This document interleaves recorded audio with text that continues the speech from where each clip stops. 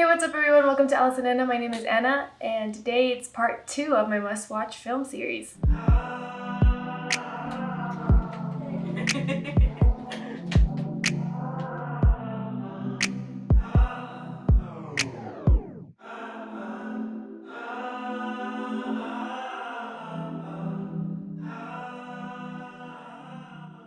So last week I did a video about all the films that I think are a must-watch before the 80s, and as promised, this week we have my must-watch films of just the 80s. I'm gonna leave the video around here somewhere. The 80s was just something else. Like, there's so many directors out there that became famous in the 80s or started their career in the 70s and then they just went to stardom in the 80s. So many actors as well. So let's do this. This film is probably, like, even, I know it's the first one, but this is probably my favorite film of the 80s. It's called The Shining. It came out in 1980.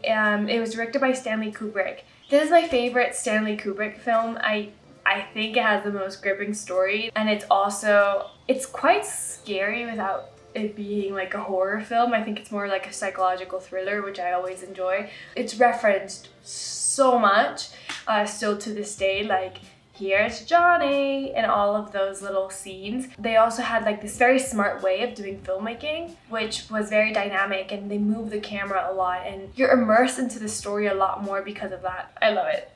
The next film, it's Indiana Jones, but it's the first one. It came out in 1981 and it's called Raiders of the Lost Ark. I think I pronounced that right, I'm not sure. But Indiana Jones was a very long and iconic franchise. Harrison Ford is Indiana Jones. He is in so many franchises that are so famous. Like, he has a really good eye for catching those scripts and people seem to like him for those scripts. It's of course an adventure, as almost all of Harrison Ford's movies. But it's really good. I really like it. I feel like it's a very different type of film, of adventure film. I don't know, there's something so nostalgic about like treasure hunting, and this is like something like that. So it's really good. The next film is a British historic film. It's called Chariots of Fire, and it came out in 1981. This is basically, it follows two athletes, I believe is an Irish Catholic and an English Jew, in a race, and it touches a lot of like historic facts. It's set in 1924, so it has a lot of like the First World War like context around it, and it's really cool. That film actually has a very iconic soundtrack, and I don't feel like a lot of people know that it actually came from the soundtrack, so this is the one.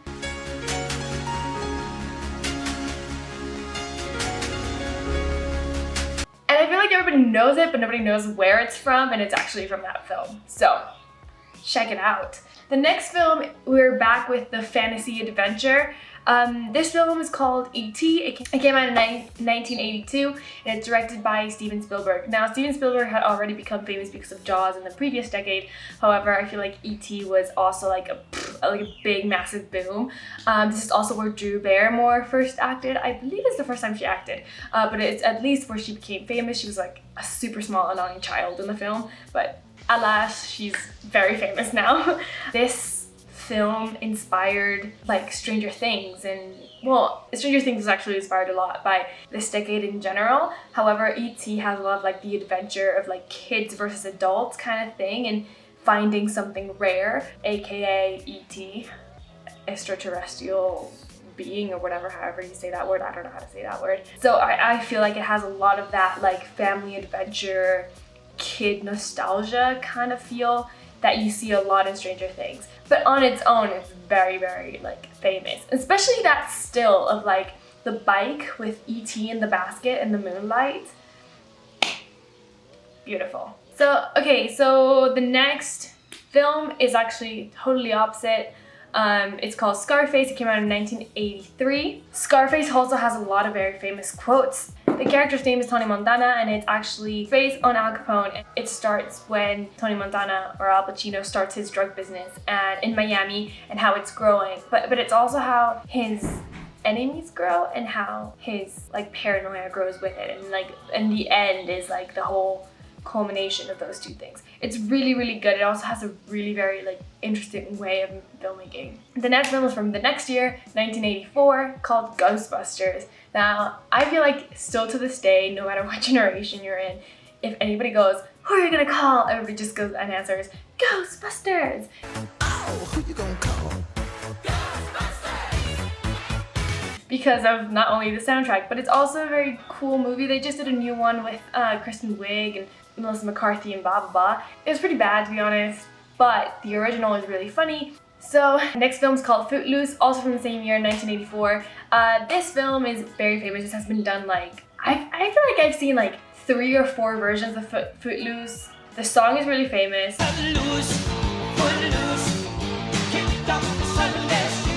Honestly, it's one of those like family films that, I don't know, you just watch, and it's very famous, very famous. Okay, so the next 2 films are also from the same year, so I'm not gonna mention the years, but Gremlins is the next one. This was directed by Chris Columbus.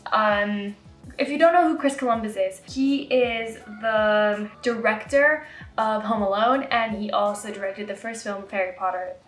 He became really famous during this decade because he also writes amazing family films. You'll probably hear his name more in this video.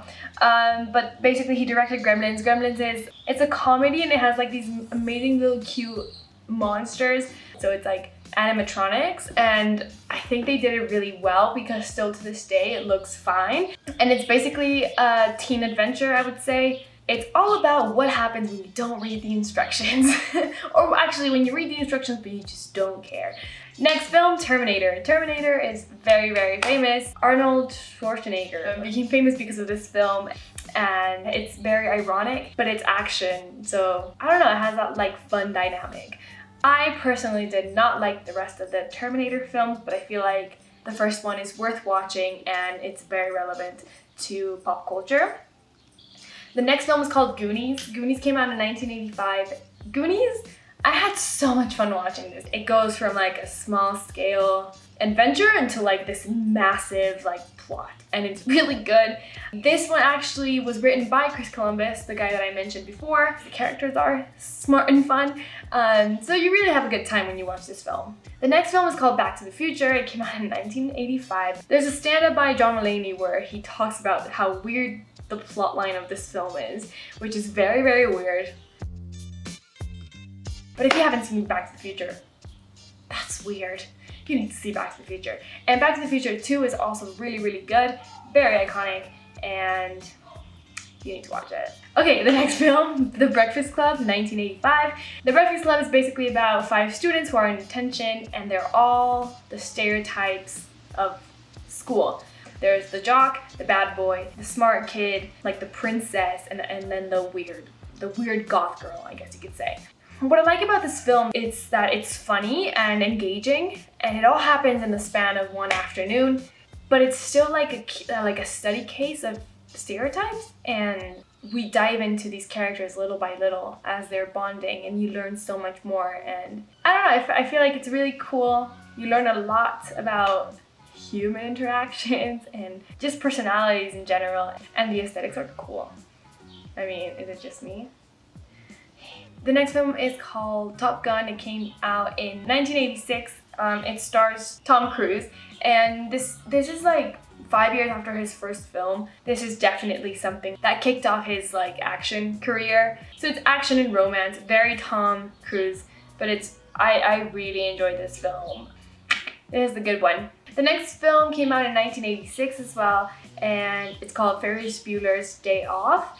This was directed by John Hughes, another very famous director. It's a comedy, and it's actually really funny because I feel like everybody as a kid fantasizes what you would do with your day off, like when you don't go to school. And this basically, it just goes through it. And of course there's chaos and fun, whatever. And I feel like this is more of like a teen movie, kind of coming of age kind of thing.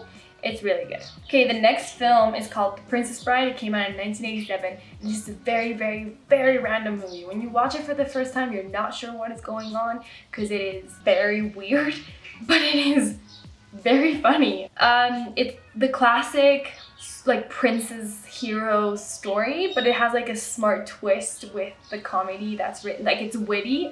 Yeah, that's the word. It's witty, and It's really good. The next one is called Dirty Dancing. Dirty Dancing has Patrick Swayze, who is already, like, he was already famous by then, but I don't think he was known for being a dancer, even though he was a dancer. It has the iconic I've Had the Time of My Life song. I don't know if that's the title.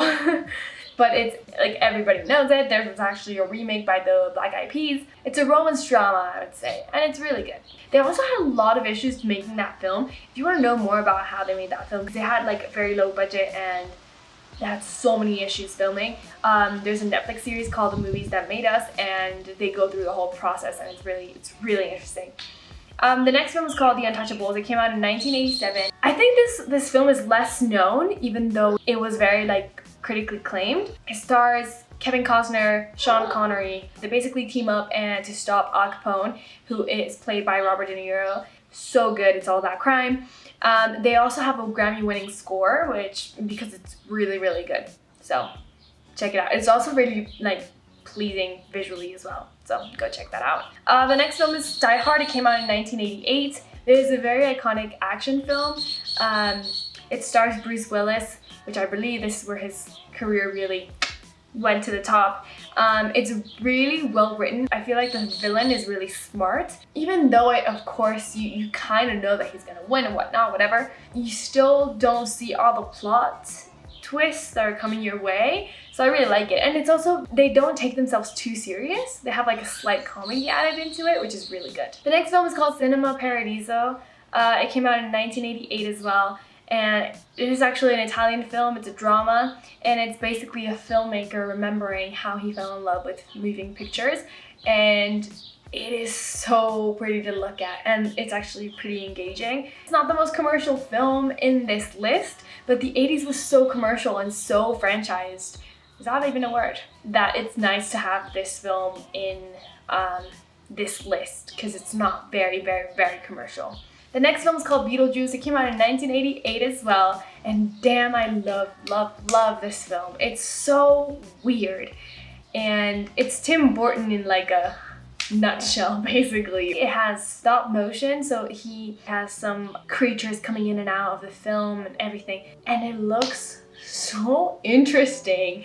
It also stars Winona Ryder, and she's like this goth, like so sad girl. Okay, they do categorize it as a comedy horror, but it's not like it's scary, like it's not like sinister or whatever, like no.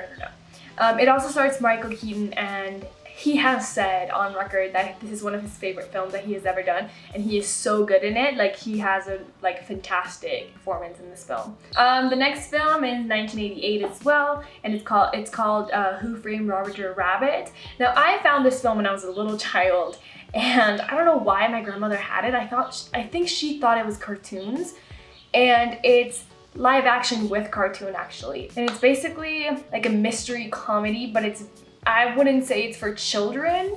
It's basically, it follows a detective trying to like solve a crime, and the cartoons get in the way, and it's like a whole play. It's really good.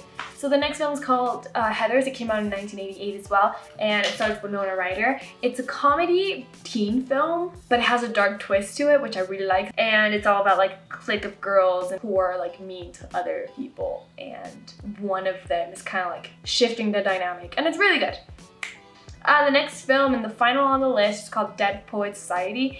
Dead Poets Society stars Robbie Williams, who was an incredible actor. I feel like he's one of the actors that made me smile the most. He's basically a teacher in like a very like old school, I don't know if it's a boarding school, whatever, but he has a very unorthodox way of teaching, and it's all through poetry and whatnot. Because I feel, if I remember correctly, Robbie Williams is actually a philosophy teacher, but I'm not sure. In the film, of course, not in real life. I feel like it has a really great message, and it's really relevant.